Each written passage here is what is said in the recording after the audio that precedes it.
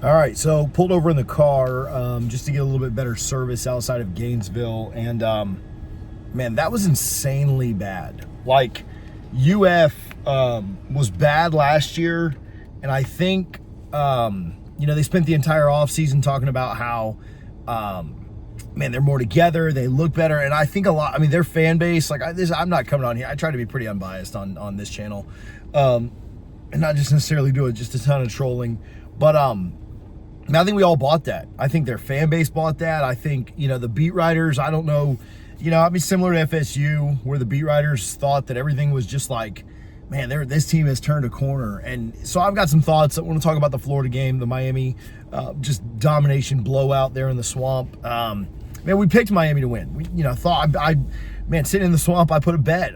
Shout out Bet US. I put a bet on Miami to win.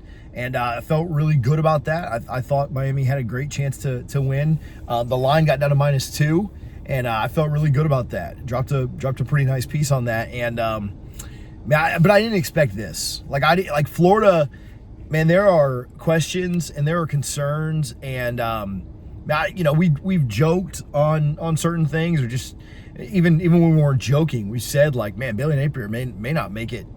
To that game in Tallahassee at the end of the year. He may not make it to Austin in November. He may not make it to the Ole Miss or the LSU games. That might be the case.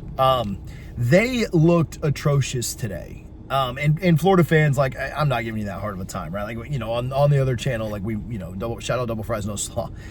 We might give you a harder time, but I'm just trying to keep it real on this one. Florida, they just never looked in sync, right? You had the long Montrell Johnson touchdown run, which if you could have capitalized on that and got a stop at the half and then gone to the half just down a touchdown, maybe you've got a chance, right, in the second half.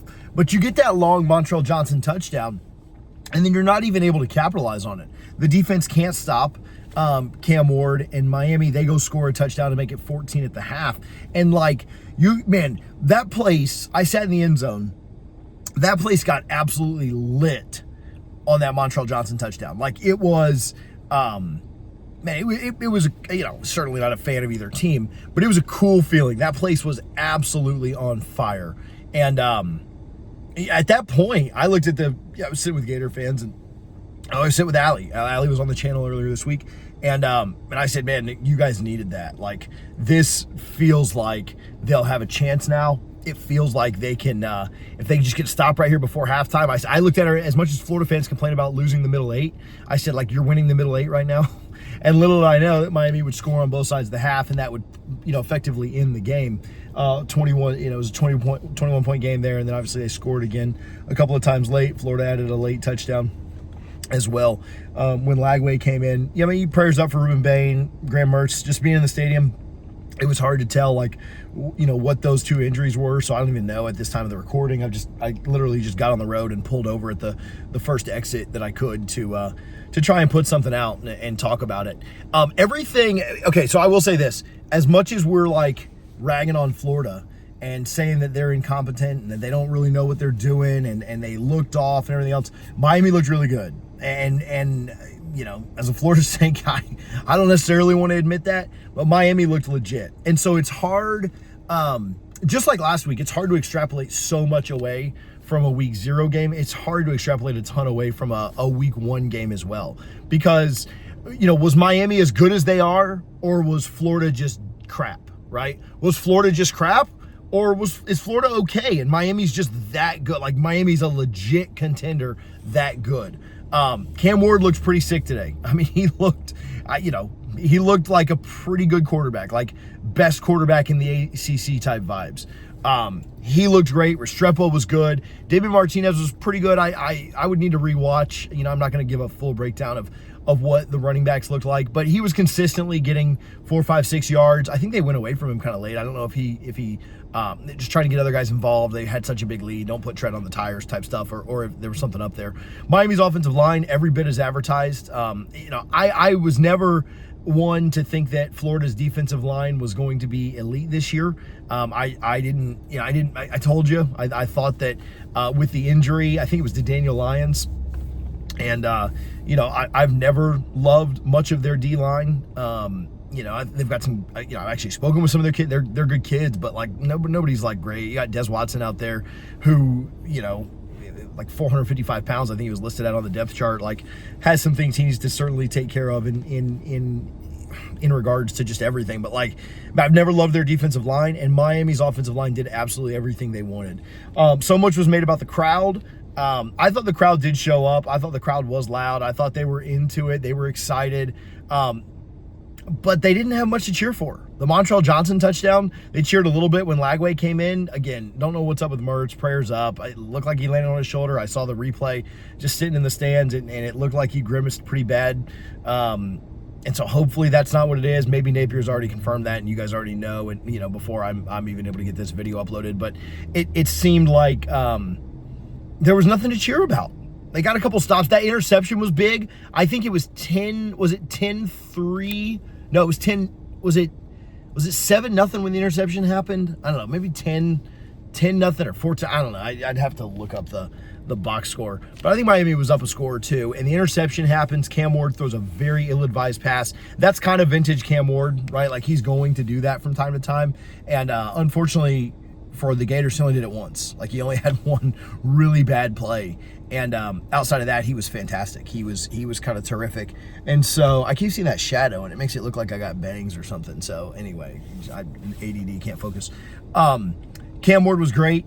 Miami's offensive line was great, and Florida's defense, which I didn't think was going to be very good. But man, I like Florida's secondary. I think they've got some guys back there. They've got some pieces. The problem is they just couldn't get any pressure on Ward. And when they did, they couldn't bring him down. He absolutely did whatever he wanted. They couldn't get him down. They couldn't wrap him up. They couldn't slow him down. He was just he was a cheat code in today's game. I mean, let's just call it what it is. Cam Ward was that guy, right? Like, he looked like nothing. He looked so poised. Everybody talked about, like, oh, what's he going to do in his first game on the road in the swamp, blah, blah, blah. And I even wondered that. I questioned that and wondered what he could really do. He looked pretty good, looked the part.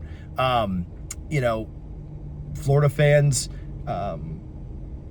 thought that, his experience playing at Oregon and Washington weren't going to be enough to keep him poised. He looked super poised, and he looked 100% ready to go. He looked like everything was so easy for Miami's offense. Everything was like super, super easy for Miami's offense.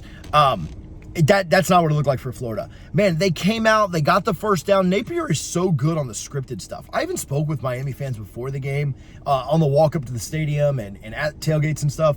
And they even said, like, yeah, Napier put points up on UGA earlier last year, right? Or, middle of last year. He's really good with the scripted stuff.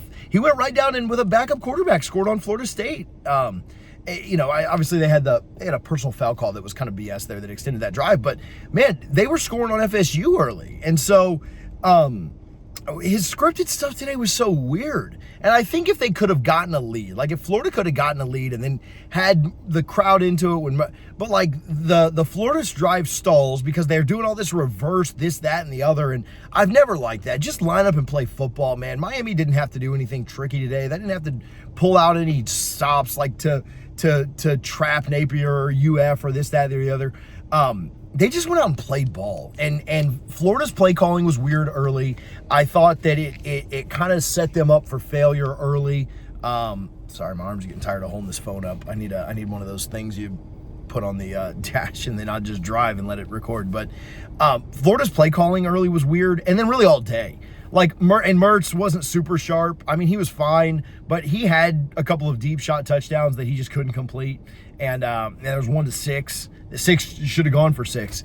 And he threw it behind him, but the receiver had a step or two on the DB. I thought they could take advantage of those Miami DBs. They really weren't able to because Mertz just wasn't good enough, wasn't sharp enough.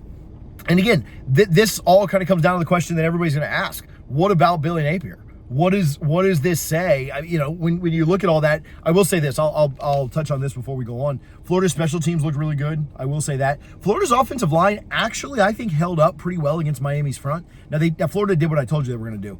in our preview, they were going to try and get the ball out quick. And they did that. And they did that effectively. And Mertz wasn't super accurate, but they did a good job of just getting the ball out quick and not letting Miami's defensive line really take over. I think they had a couple of sacks, but I didn't feel like Miami's defensive line just dominated the game. They were certainly better than Florida's offensive line, and Florida couldn't really get anything going running the ball outside of that really long one to Johnson where he broke to the outside and then just kind of took off for Florida's play of the game for sure. But that battle certainly was still won by Miami. But man, I told you that's what the game was going to come down to. The game didn't even matter. That did not matter at all. Like, Miami was so much better that their defensive line could have not showed up today, and I think they would have still won the game. And so, they lost one of their best defensive linemen, Ruben Bain. Again, hopefully he's not hurt for the year or anything like that. But I never expected it to be that easy for Miami. I thought that it would be tough. They would be back and forth. Miami's defense would give up a score or two here, and then maybe Miami wins it going away. I was really confident in Miami -2. I felt great about that bet. I really couldn't understand why that bet was what it was.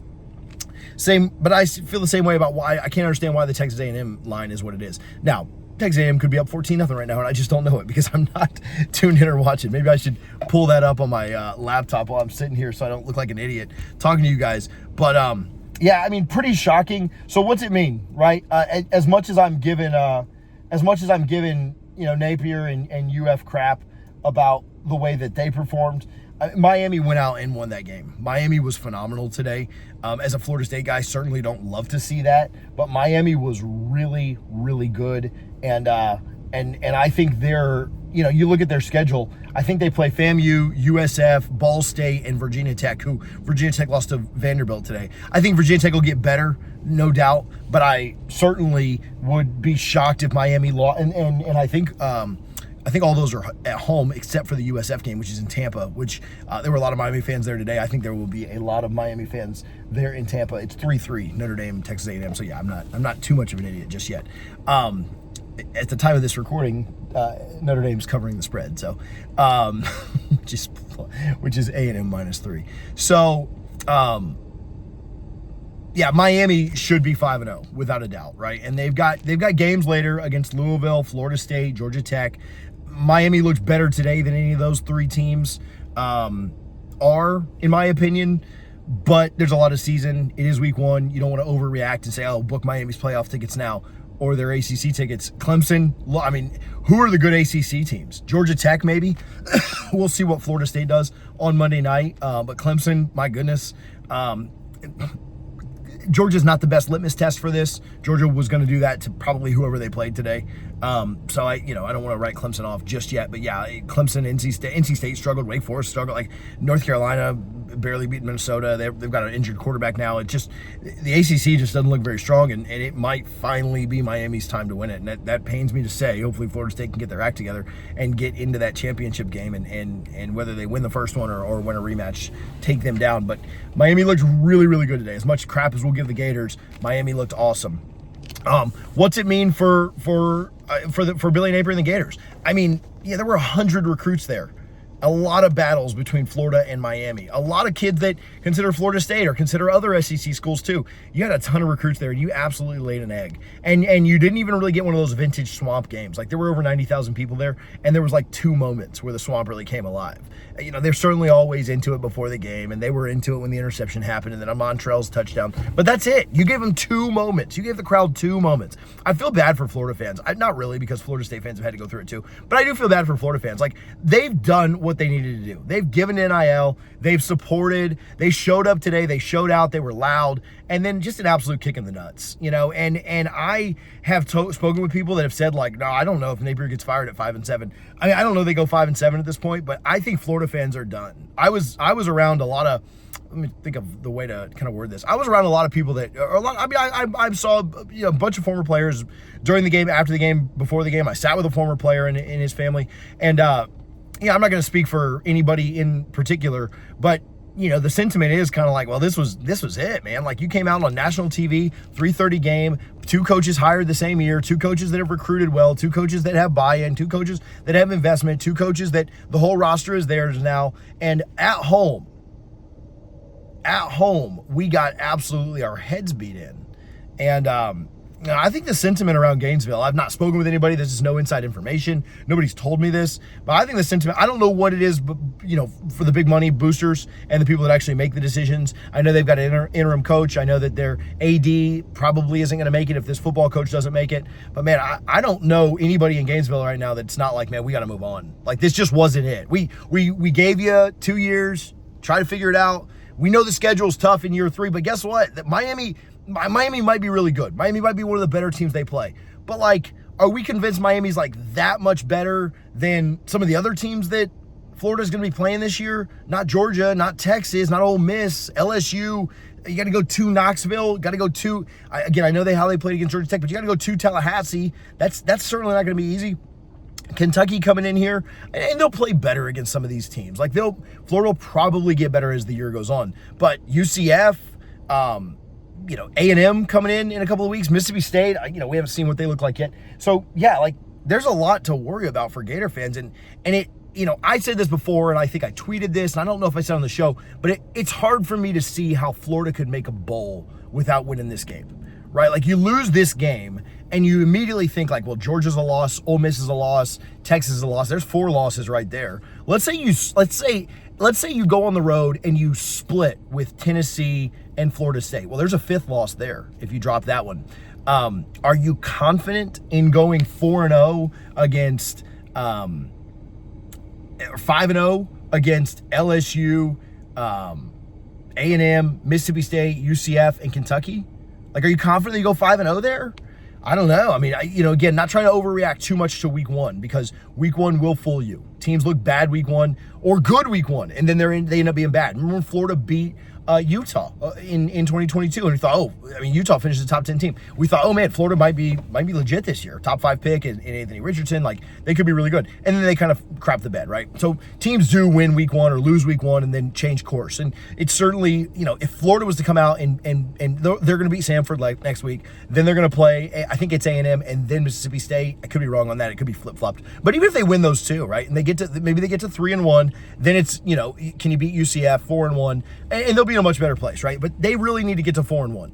And even then, even at getting to 4-1, you're looking at, well, Tennessee, Florida State on the road, LSU at home, Ole Miss at home, Texas, Georgia, neutral site and on the road. How good can we, Kentucky at home, can we break that curse? It becomes tough to find a way to a bowl. And if Napier doesn't make a bowl, I don't see how Florida keeps him.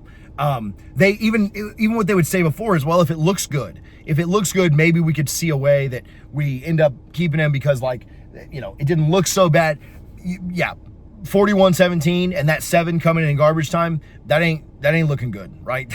that ain't what we were expecting. We were like, well, if you keep games close, you lose close, this, that, and the other. That ain't gonna float. And so, a lot of questions for Florida. How do they rebound? Again, I heard Dave Waters on a Peek Inside Gators Football, Gators Breakdown, and Allie Peek collabing, and he said, if they lose the Miami game, nobody's gonna care about Samford. They're gonna have 2 weeks to kind of wallow in the loss. Nobody's gonna care that you go put 50 or 60 up against Samford. It's really coming down to the A&M game, which that game still looks like 3-3. A&M kind of near midfield there. Late in the first, or maybe just the end of the first. But yeah, a lot of questions for UF. UF fans, I'd love to hear from you. I try to be unbiased in this. I know I troll over on other channels and on social media and stuff like that, but I'd love to hear your thoughts. I'd love to hear what you think. I know you're mad right now. I know you're pissed. I would be pissed too. The people I walked out with, several different families were very upset, very pissed. They felt like they did their job, right? Like, they showed up and cheered. They're supportive. They support all year round. They're boosters. They're donors. They give to NIL. They support NIL. They promote on social media. They're former players. They blood, sweat, and tears, all that stuff, and they're annoyed, right? And I would be annoyed as well, right? That was a tough way to go out for UF tonight, and they got to figure out a way to rebound, right? And I don't know. I think if Napier was to lose the A&M game and they start 1-2, you start 1-2, you kind of know you're going to lose to Georgia, Texas, Ole Miss. Again, say you split with Tennessee and Florida State, that's a 6th loss right there. You got to run the table to make a bowl, and I don't know that they can do it. I don't know they can. That's not even including LSU, which we'll see what they look like tomorrow night. hey, pulled over, kind of delayed my drive the rest of the way. I live in Tampa. I'm heading up to Tallahassee. Stopped in Gainesville for the game. Had a great time. Tailgate was great. The crowd was great. Had, it was a lot of fun watching college football when your team's not playing. Pretty stress free. But man, if you'd have told me that this was going to be a 41-10 game or a 41-17 game, I'm sorry, I don't know that I'd have come.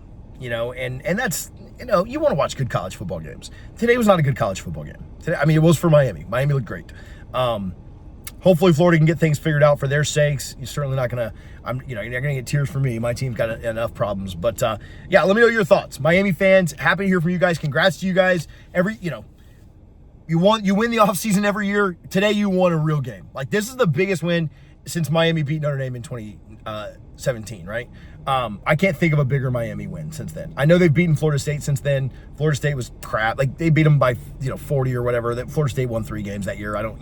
That wasn't that big of a win. This is the biggest Miami win since they beat Clemson last year. They beat A&M last year. A&M sucked. They fired their coach. Clemson sucked. Everybody wants to put Dabo on the hot seat. I'm not taking away from, they still went out and won those games. Man, this is the biggest win Miami's had since Notre Dame. And this might be bigger than that. I don't know. It's early. We'll see. I think hindsight's 2020. It's recency bias. But if Miami comes out and wins 10, 11 games, we're going to say this was one of the biggest wins Miami's ever had. Regular season-wise. Obviously, they've got plenty postseason. Huge win for Mario Cristobal and the Canes. I've talked about this. I talked about this on Double Fries No Slaw last night. I don't know that you want to see Mario Cristobal recruit with 10-plus wins. Because right now, with 5 and 7 wins, he's recruiting top 5, top 10 classes. And they're about to be a monster, man. If he can get out of his own way and this talent can kind of play, they're going to be in really good shape. I do wonder, they are certainly going all in this year. They're certainly going all in with Cam Ward. I wonder how sustainable it is without having an elite talent at the quarterback. That's usually most teams' hang up is there just isn't enough good quarterback play out there. But as for today, Miami fans, it's all about the U, right? Like, it is all about you guys. That was, watching the Miami fans, I'm an old guy, right? Like, so I wasn't happy with anything that happened today, good or bad. But watching the Canes fans kind of take over the Swamp, hearing people talk about the Swamp all week and how the Swamp was going to be the difference. It wasn't. Florida State won there last year. Miami won there this year. Arkansas won there last year. The Swamp can be tough when the team is good. When the team is good, the Swamp makes the team that much better, in my opinion. When the team's bad, the Swamp's another stadium. The Swamp had nothing to cheer about today. And that wasn't the fans' fault. The fans showed up. They did their job. They've supported. They've tried to believe in Billy Napier now for 3 years. And a lot of time to go. It's one game. They got 11 more to play. He could turn it around. I'm not necessarily confident that he will, but he could turn it around. Maybe moving on to Lagway is the right decision. I don't know. I don't know. But he's got a lot of stuff to figure out. So, listen, I appreciate you guys tuning in. Again, I delayed my trip on my drive home by about 45 minutes to be able to record this for 25 minutes and then edit it and put it up. Not much editing going on, but just throw up a raw, instant reaction. I appreciate you guys for tuning in. As always, subscribe to College Football Addiction. Gator fans, I know you're not happy. Canes fans, I know you are. So at least you guys will subscribe. But Gators, you play a lot of big games this year. I'm going to talk about a lot of them. So you may hate me, you may not. You may think that my analysis is good or bad or whatever, but I was there, I watched it, and those are my thoughts. So appreciate you guys a ton for tuning in. College Football Addiction.